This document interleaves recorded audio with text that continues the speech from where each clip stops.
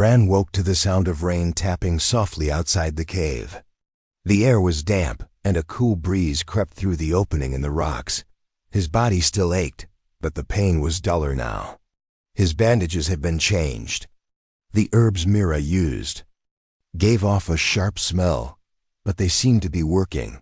He sat up slowly. The fire was out, but there were still glowing embers. The cave was quiet. Mira wasn't there. Bran took the chance to look around. The cave wasn't very large, just a single chamber with moss on the walls and stones placed in careful patterns. Someone had lived here for a long time. Near the back, a row of strange jars and wooden bowls sat neatly on a stone shelf. A piece of dark cloth hung from the ceiling, blocking off a smaller space behind it. He looked down at his arm. The cuts were healing, but his muscles still felt weak. He noticed something tied around his wrist-thin red string. He didn't remember it being there before. Just then, footsteps echoed near the entrance. Mira stepped into the cave, her robes soaked from the rain. She carried a bundle of herbs and something wrapped in leaves. "You moved," she said without emotion. Bran nodded. "I'm feeling better." She placed the bundle on a flat stone and unwrapped it. Inside were 3 fruits, round, yellow, and slightly glowing. "I brought food." "Thanks," Bran said. He picked one up and took a bite. It was soft and sweet, like a mix between apple and melon. His stomach welcomed the taste. Mira sat across from him and watched quietly. "Can I ask you something?" Bran said after a while. She gave a small nod. "Last night, you said I wasn't supposed to be here yet. What did you mean?" Mira looked away. Her fingers played with the red string around her own wrist, matching his. "It's not time," she said softly. "That's what the old stories say. The first human was supposed to come when the sky stone turned red." Bran frowned. "Sky stone?" She pointed upward. "The red star. You can see it when the clouds are clear. It shines above the gate." Bran leaned forward. "Gate? What kind of gate?" Mira hesitated, then stood up and walked to the back of the cave. She pulled aside the cloth and motioned for Bran to follow. He stood with effort, using the wall to support himself, and stepped into the back chamber. It was smaller and darker, but lit by faint blue crystals along the edges. In the center was a flat stone table with carvings all over it. Bran stared in shock. Some of the symbols looked familiar, old letters. Ancient ones used only in deep archives and ruins. "How do you have this?" He whispered. "Meer." It touched the table gently. "This was left behind long ago by the ones who made us." Bran turned to her. "You mean humans?" She nodded slowly. "We were shaped, not born like you. A long time ago, humans came here. They made my people to protect something. Then they left. They said they would return." Bran couldn't believe what he was hearing. "And you think I'm the first to come back?" "Yes," Mira said. "But you came early. The signs haven't all appeared yet." Bran's mind spun. He had been told this planet was empty, that it had no advanced life. But here stood a girl with knowledge of ancient human language and technology. And she believed she was created by humans. "Why would they do that?" Bran asked. "Why create you and leave you behind?" "To guard the gate," Mira said. "The place where stars open. They said one day something would return through it, something dangerous. And the gate must remain closed unless a true human comes to open it." Bran stared at her. "How do you know I'm that human?" Mira raised his wrist and pointed at the red string. "The seal responded to you. It tied itself when I brought you here.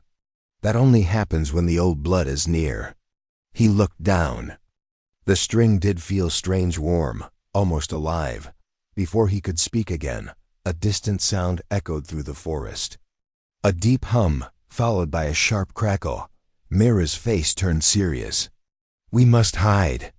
Skywatchers are close." She rushed to the front of the cave and quickly covered the entrance with leafy branches. Bran followed.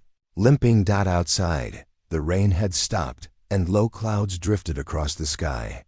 Between them, something floated round, silver and glowing. With blue lines, a drone. It scanned the ground with a slow-moving light. Mira pulled Bran back. "That is not from my people," she whispered. "That belongs to the others. They came after the humans left. They searched for the gate." Bran's voice was low. "Are they dangerous?" Mira's eyes turned hard. "They want power. They believe humans are gone forever. If they learn one has returned, they will destroy you." Bran's heart pounded.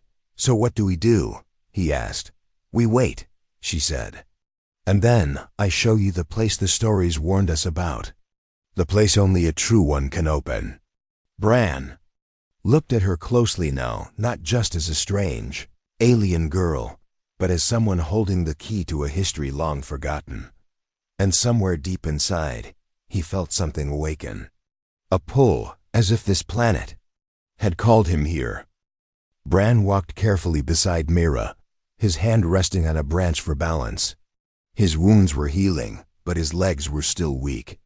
The forest around them was thick and strange, giant trees with wide, dark leaves, vines that moved slightly in the wind, and flowers that glowed softly even during the day. Mira moved silently, like she was part of the forest itself. She stepped over roots, under branches, and stopped often to listen. Bran followed, trying not to slow her down. "Where are we going?" he asked. Mira pointed ahead. "To the first mark. It is hidden in the deep trees." Bran looked around. Everything looked the same to him, green, dark and endless. "What kind of mark? You will see." They walked for almost an hour, deeper into the wild. Strange animal sounds echoed around them. A group of long-tailed creatures ran across a branch above them, chattering in high-pitched voices. Bran kept glancing at the sky, watching for drones. So far, none appeared. Finally, Mira stopped. She knelt beside a thick tree with red bark and brushed away some moss. Beneath it, a large symbol was carved into the trunk, perfectly round, with lines crossing it like a star map. Bran crouched and touched the symbol. It was old, but still smooth. "This was made by humans?" he asked. Mira nodded. "Long before I was born. This is one of many signs. They point the way to the gate." Bran stood and looked around. "How many of these are there?" "7, she said. "We only need to follow 3 to find the path. The rest are decoys to confuse the others." Bran stared at her. "Who taught you all this?" "My grandmother," Mira replied. "She was a keeper. Every generation, one child learns the old ways. The stories, the signs, the warnings." Bran raised an eyebrow. "You knew this day would come." She looked at him. "Yes, but I didn't know it would be you. You were not expected so soon." Bran sighed. "I don't even know what I'm supposed to do." Mira gave a faint smile. "You don't need to know everything yet. Just follow the path." They walked again, following a trail of trees that held carvings, strange symbols, and faint, glowing lines. Mira showed Bran how to spot them, sometimes behind loose bark, sometimes under stones, always hidden. As they moved, Bran noticed something strange. Some trees had been burned. Black marks covered their trunks, and the air near them smelled like old smoke. "What happened here?" he asked. Mira's face turned serious. "The others tried to burn the path. They think if they destroy the signs, they can break the connection. But the forest remembers." Bran looked at the burned marks. In one of them, he saw a faint human handprint, much larger than Mira's. "Was this a human too?" he asked. She said, "One came before, a long time ago. But he left before the gate opened." Bran stopped walking. "Another human? Who was he?" "No one knows his name. He left behind stories, symbols, and this." She pointed to the red string on Bran's wrist. "The bond seal. It connects the chosen one to the gate." Bran looked at the string. It still felt strange on his skin, like it was watching him. "Why me?" he asked quietly. Mira looked at him, her voice soft. "Because your blood remembers." They continued walking until they reached a wide clearing. In the center stood a tall stone pillar, cracked and covered in moss. Carvings wrapped around it like a spiral. Bran walked closer and read the lines. "Only the true one shall pass.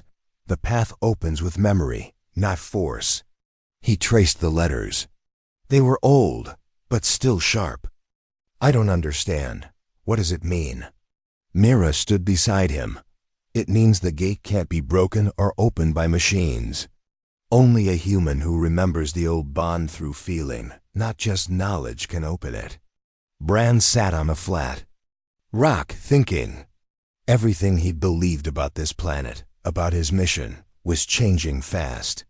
Earth Command never said anything about ancient humans, alien protectors, or hidden gates. He had been sent here to scan energy and collect data, not to unlock ancient secrets. He looked at Mira. "Why did your people trust humans so much?"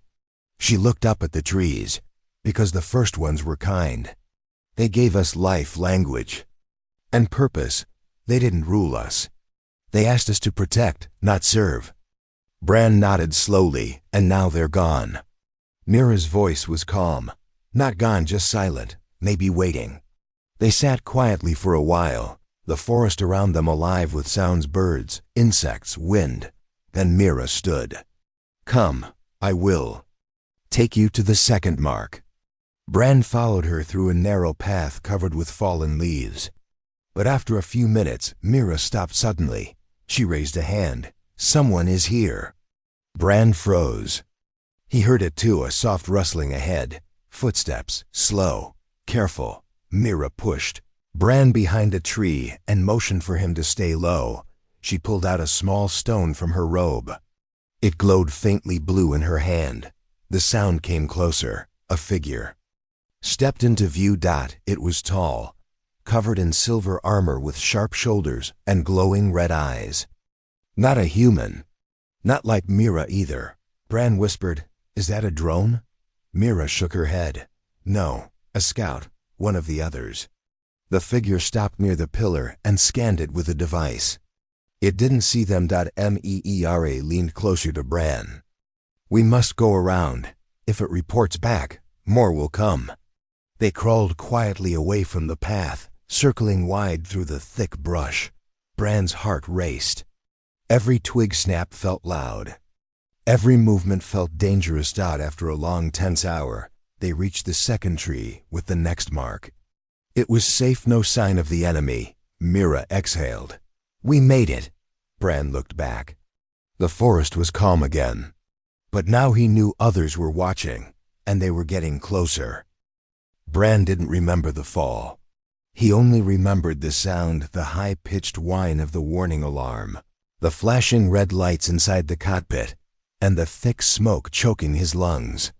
His shuttle had been gliding above the planet's forest edge just minutes before. Then everything turned white, then black, then pain. Bran lay face down on a cold patch of moss, broken pieces of metal scattered around him. His body ached.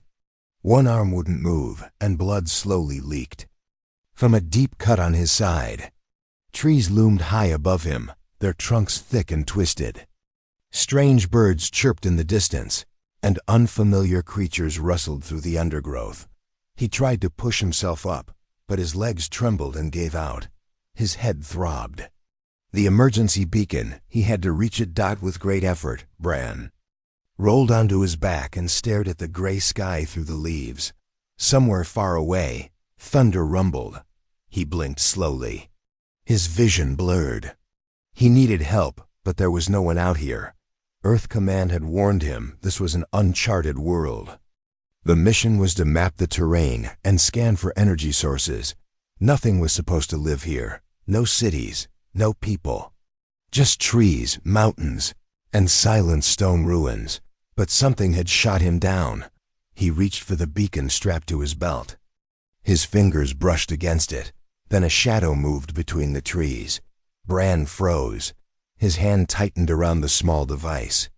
The shape was fast. Too fast. It didn't make a sound, but it moved on two legs, light and careful. For a moment, he thought it might be a rescue drone.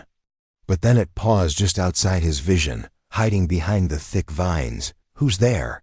Bran's voice came out dry and weak. No reply. Only wind. Then everything faded into darkness again. He woke to warmth. A fire crackled softly nearby, casting flickering light on a rock wall. Bran tried to sit up, but his ribs screamed in pain. He gasped and lay still. "Don't move." The voice was soft. A whisper, like the wind itself.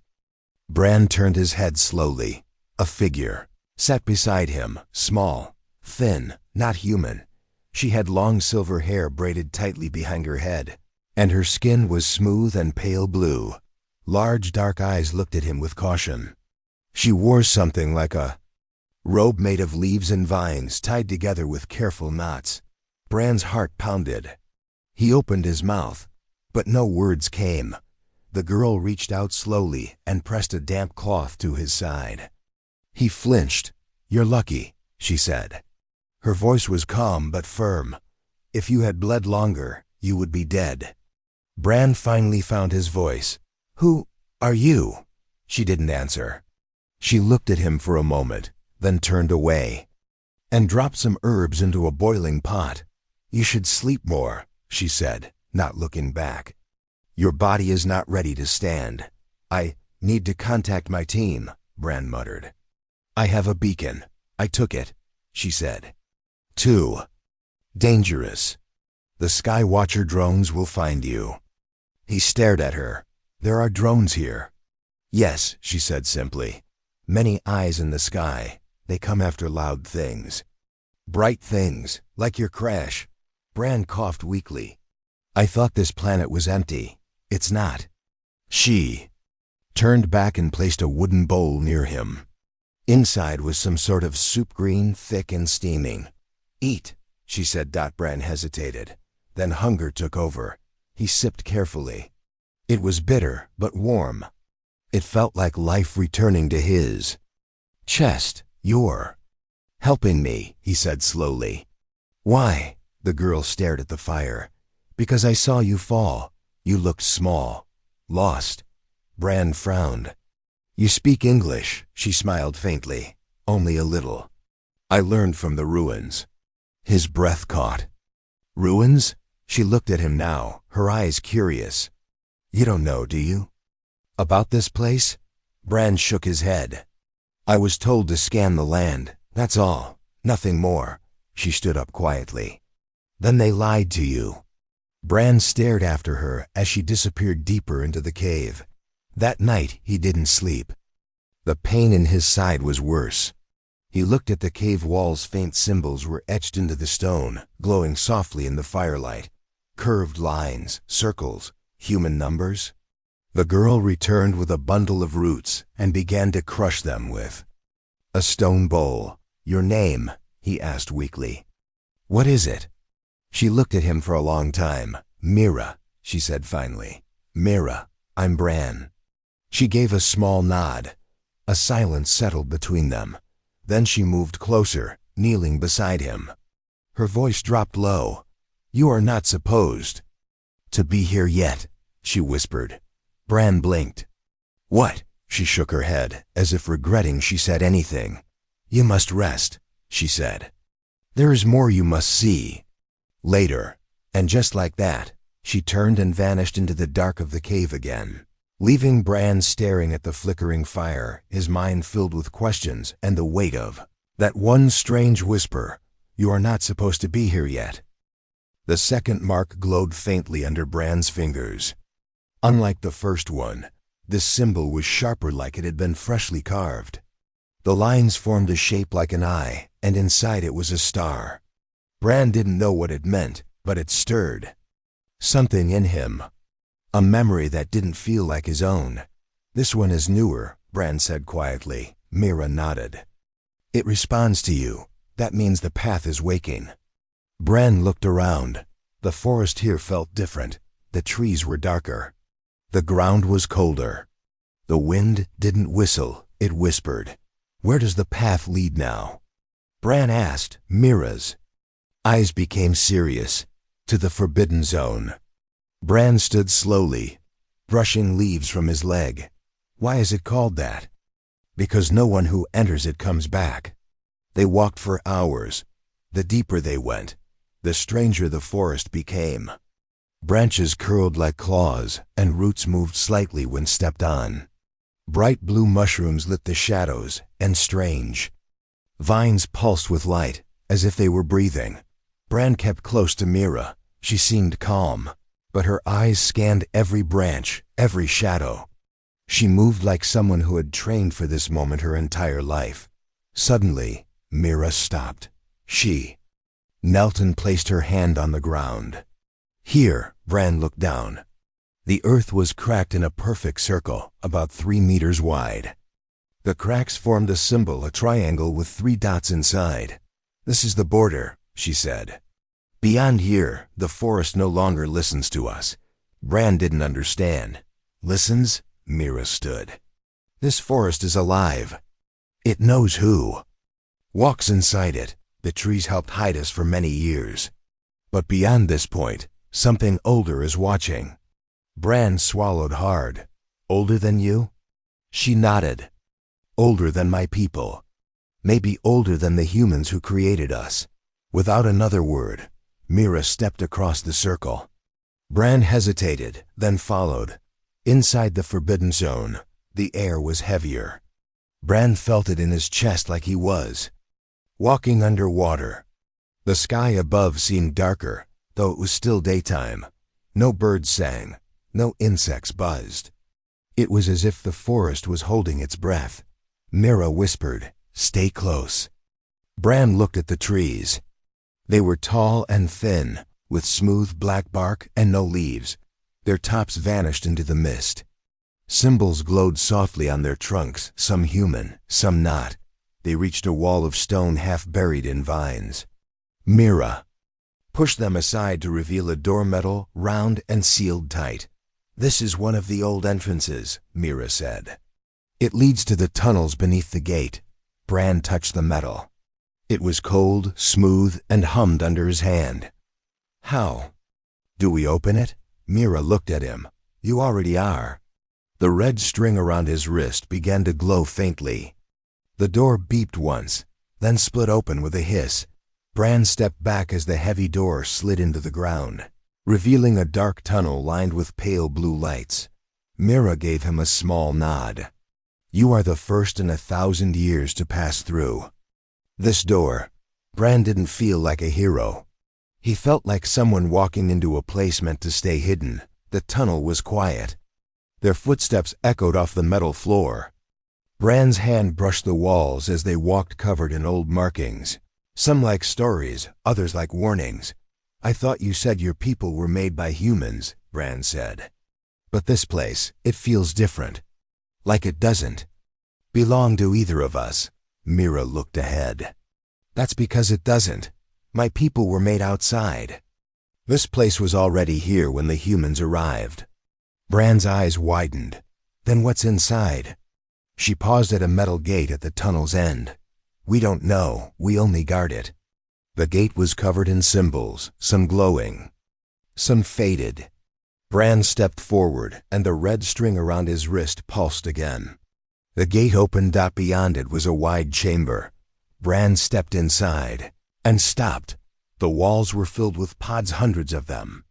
Some were empty, some still glowed. Inside a few were shapes tall, thin, sleeping. He moved toward one and wiped the dust from the glass. Inside was something that looked human, but taller, older, with strange marks on its face. "What are these?" he asked. Mira stood beside him, her voice soft. "They are the first protectors. The ones humans left behind before even my people were made." Bran felt cold. "Are they alive?" "Sleeping," Mira replied, waiting for the gate to open. Bran turned to her. "You said only a true human could open the gate. What happens when it opens?" She looked into his eyes. "Everything changes. The sleeping ones wake. The gate calls across space. And the others, the ones who want to steal this place, will hear it too. Bran stepped back, his voice quiet. So why open it? Because the others are already coming, Mira said. If we don't open it first, they will break it by force. And if they do, the protectors will not wait kindly. They will see only danger. Bran felt like the floor was shaking under his feet. I don't know if I can do this. Mira placed her hand on his. You don't need to be sure. You only need to be willing.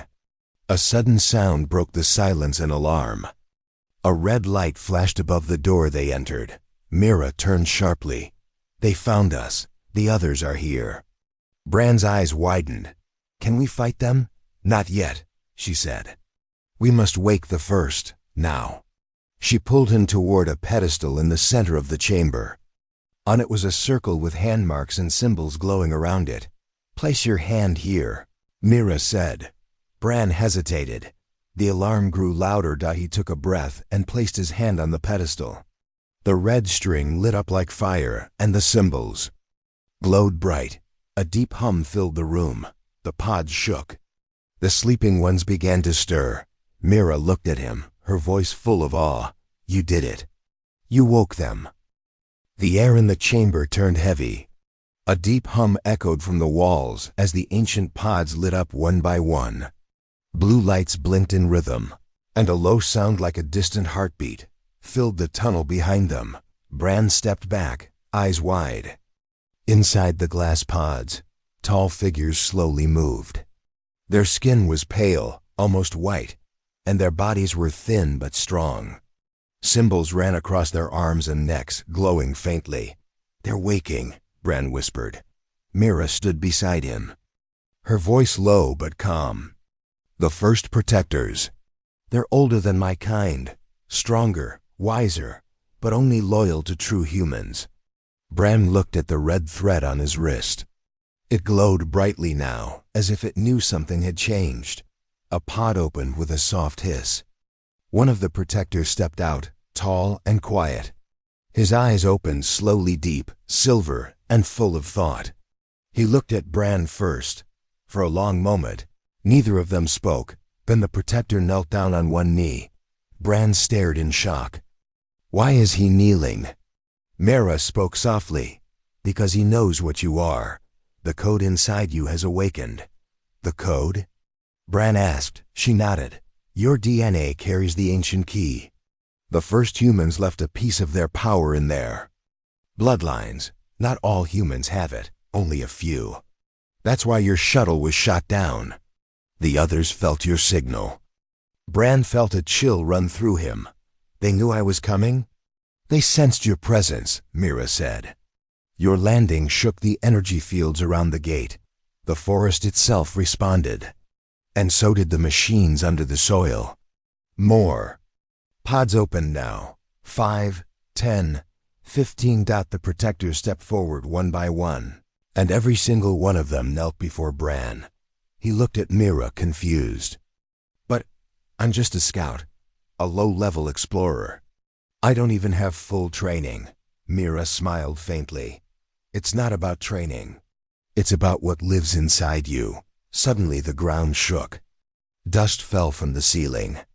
A loud blast echoed from the tunnel behind them. Mira turned fast. They're trying to break in. Bran's heart pounded. Can the protectors fight? They will defend the gate, Mira said, stepping forward. But they don't know. Friend from enemy unless you command them.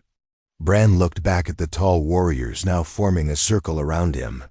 He could feel their eyes watching, waiting. What do I say? He asked. Nothing, Mira said. Just feel. Bran closed his eyes and took a deep breath. In his mind, something shifted. He didn't hear voices, but he felt them like quiet thoughts, pressing gently on his own. Shapes, memories, old battles, old names. Then a flash of bright star in space, a doorway opening, a warning. He opened his eyes. The protectors turned at once toward the tunnel. Their arms lit up with energy lines. Their hands turned to light. One by one, they stepped into defense positions. Bran looked at Mira. They're ready, Mira nodded. Now we run. They moved fast through the side tunnel Mira had used before. Behind them, the chamber shook again with more explosions. Screams and metal noises followed. The protectors will hold them, Mira said. But they won't last forever. Bran stumbled over a rock, caught himself, and kept going. Where? Are we going now? To the temple, Mira replied. That's where the final code lives. The place where the gate must be activated. Bran followed her through the narrow tunnel. It curved upward and opened into a tall cavern full of roots and water. Strange crystals lit the floor. At the center stood a stone platform, and above it floated a sphere of light. Mira stepped forward. This is where your journey truly begins. Bran stared at the floating sphere. What is that? Mira looked up. The heart signal, the final piece of the code. It holds the gate's memory. And its warning. Bran walked closer. As he did, the red thread on his wrist burned bright. The sphere responded, spinning faster. Touch it, Mira said. Bran reached out slowly. His fingers took in light. In an instant, he was no longer in the cave. He stood in space. Around him, stars moved slowly. Planets turned. Giant machines floated beside rings of fire. Voices whispered, thousands of them. Then came the image of Earth, green and blue, followed by an army of ships leaving it behind. He saw humans building great towers on distant worlds. They made peace with alien races, shaped life, and created new protectors. Then came a crack, a great war. A broken gate. A promise to return when the time was right. The final vision showed a single person, a human standing before the gate. Alone. Calm. The gate opened not with power, but with trust. Then all went dark. Bran opened his eyes, gasping. Mira was beside him. What did you see? Everything, Bran said, his voice shaking. The war, the promise, the reason I'm here. Mira looked relieved. Then you know what to do. Bran stood, his strength returning. He looked at the red thread, now turning gold. I have to open the gate before the others reach it. And I need the protectors at my side. Suddenly, another explosion sounded in the distance. The tunnel behind them glowed red. There. Coming fast, Bran said. Mira nodded. Then we go faster. Bran took one last look at the heart signal. He didn't feel like just a scout anymore. He felt like a message finally delivered. Bran and Mira moved quickly through the tunnel, guided by the soft glow of ancient lights on the walls. Behind them, the ground shook with every blast. The others were getting closer. The old machines of the protectors were holding them back. For now, but not for long. Bran's heart beat fast, not only because of fear, but because of purpose. Ever since he touched the heart signal, he felt different. His thoughts were clearer. The path was no longer confusing. He knew where to go and what had to be done. Mira stayed close, her sharp eyes scanning every corner. We're almost there, she said. Once we reach the temple gate, you'll need to finish what was started long ago. Bran nodded. I understand. The gate must be opened the right way. If the others get there first, they will destroy everything. Mira finished. They reached the end of the tunnel and stepped into a wide underground hall. It was filled with stone columns and glowing roots that pulsed like a heartbeat. In the center was a round platform with a circle of light floating above it. This was the Temple of Awakening, the final place. Bran walked forward. The platform reacted to his presence. Blue lines lit up under his feet, spreading across the floor like veins.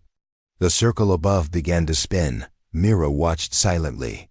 She looked proud, but also worried. You are the first human to stand here in thousands of years, she said. But you are not the only one watching.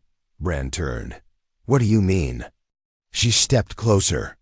Some from my own people do not want the gate to open. They fear what might come through it.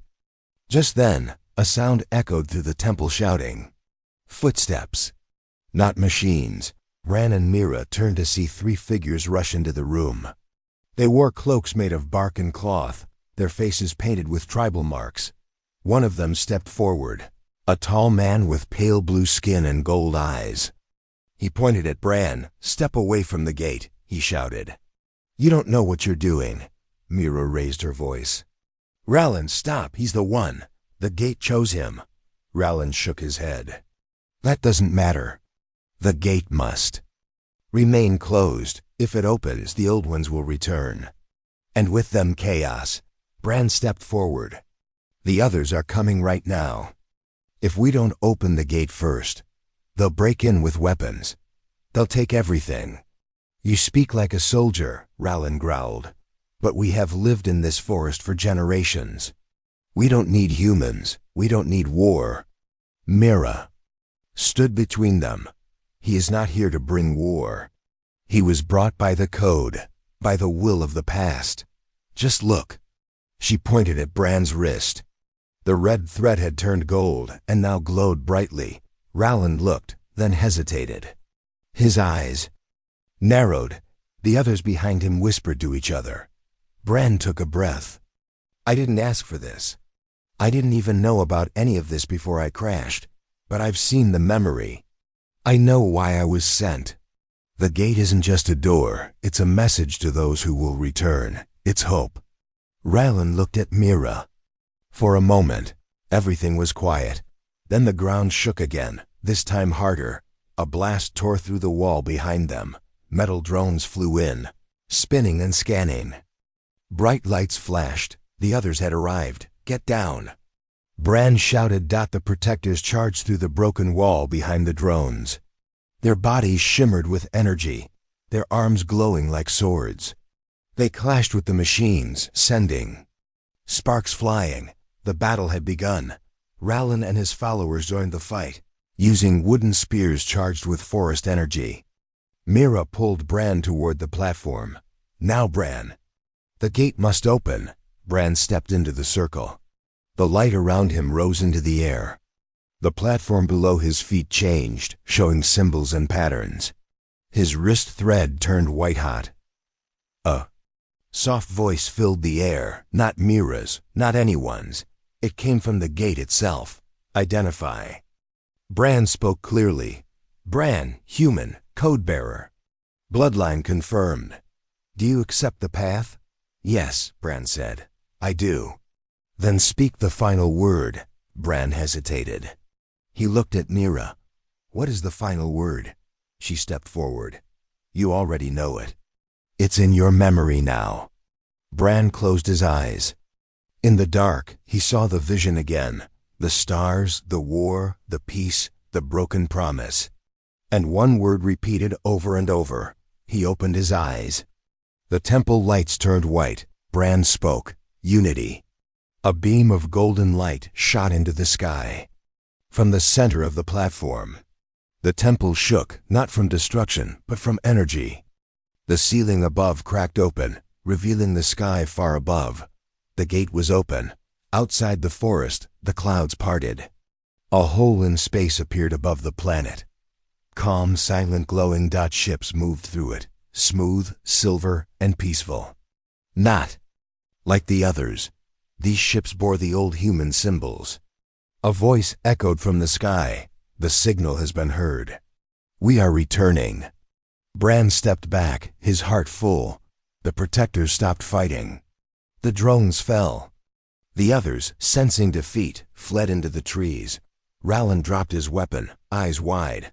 "They're real," Mira smiled. "Yes, and now the forest has a future." Bran looked up at the sky, where the stars still turned. He had come here wounded and lost. But now, he stood where no human had stood for thousands of years, not just as a scout, but as a bridge between past and future. The gate was no longer a mystery, it was a beginning.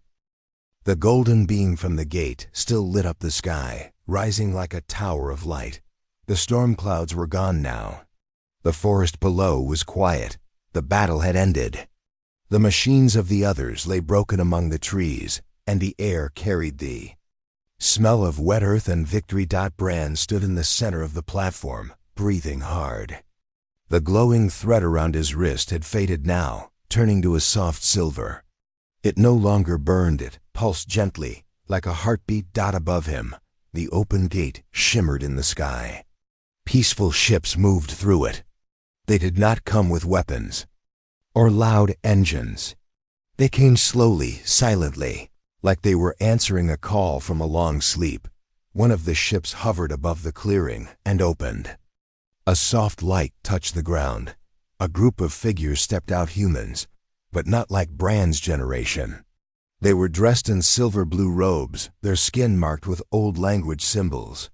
One of them stepped forward, an older woman with bright gray eyes. She looked at Bran and smiled kindly. "Code-bearer, we heard your voice. You opened the gate." Bran nodded slowly. "I followed the path. The forest. It helped me. So did Mira." The woman turned her gaze to Mira, who stood beside him. Her face was calm, but her hands trembled. Slightly. The moment was larger than anything she had imagined. "You are the protector," the woman said. "Your people were faithful. They kept the promise." Mira bowed her head. "We only did what we were created for." The woman stepped closer to Bran. "Do you know what happens now?" Bran looked up at the sky. "The humankind. Comey's home," the woman smiled. "In a way, yes. Many generations ago, we left this region of space. There was danger. There was fear. But before we left, we placed pieces of hope behind. The protectors. The gate. The code." "And now?" Bran asked. "Now the cycle begins again," she said. "Not in war, but in unity." Bran nodded slowly. "That was the final word I spoke." "Yes," the woman said. "And it was the right one." Later, the forest gathered not just Mira's tribe, but other small groups, 2 alien beings from across the land. Some had scales, some had feathers, some looked like moving stones. They all came to the clearing, standing under the now silent sky. They had all felt the change. The gate's signal had awakened something in the world. Fear was fading. Old legends were becoming truth. The protectors stood tall around the clearing. Though powerful, they did not speak or move unless needed. They were guardians, not rulers. Bran stood on the platform and looked at them all. "I came here by accident," he said, his voice loud enough to echo across the trees. "But I've learned it wasn't really an accident. The signal inside me was waiting, and you were waiting too." He looked at Mira. "She saved me. She trusted me when I didn't even trust myself. Without her, I would have died alone in the woods." Mira looked away shyly, her eyes full of quiet emotion.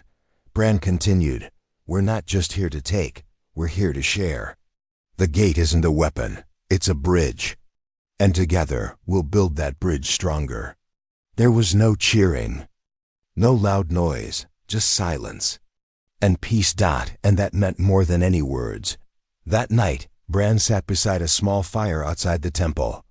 The stars above were clear and sharp. The gate shimmered like a mirror in the sky. Ships moved through it. Slow and gentle. Mera joined him, holding 2 cups of forest tea. She gave one to him and sat down quietly. For a while, they just sat. Then she spoke. "You were not the hero I expected," Bran smiled. "I wasn't even the scout I was supposed to be." She looked at him.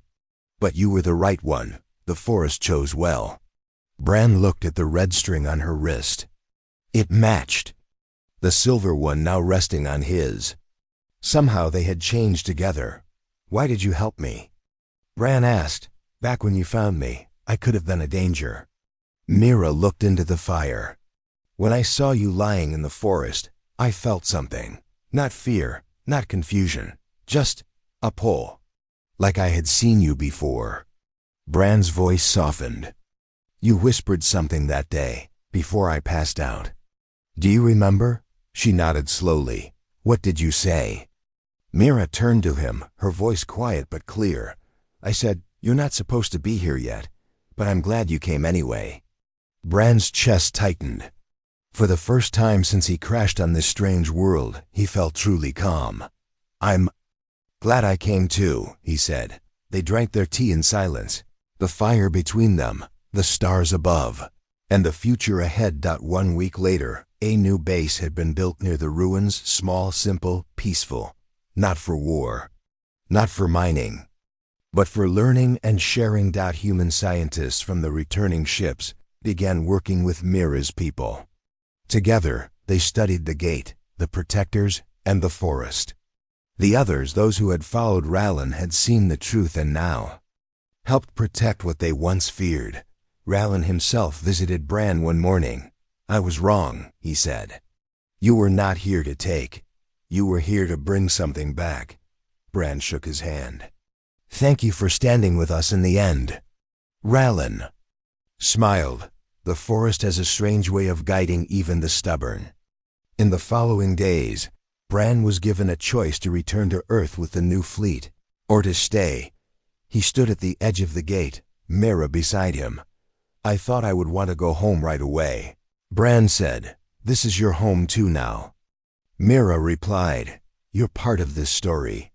Bran looked at the trees, the sky, the people working together. "Yes," he said. "I think I'll stay," she smiled. "Good. The forest still has more secrets to show you." And so, the scout who crashed into the unknown didn't return as a broken soldier. He stayed as a bridge, a leader and a friend. The gate remained open, but only for those who came in peace. And in the heart of the forest, where the trees whispered old names, two voices could be heard laughing, working, and dreaming of a future brighter than any past.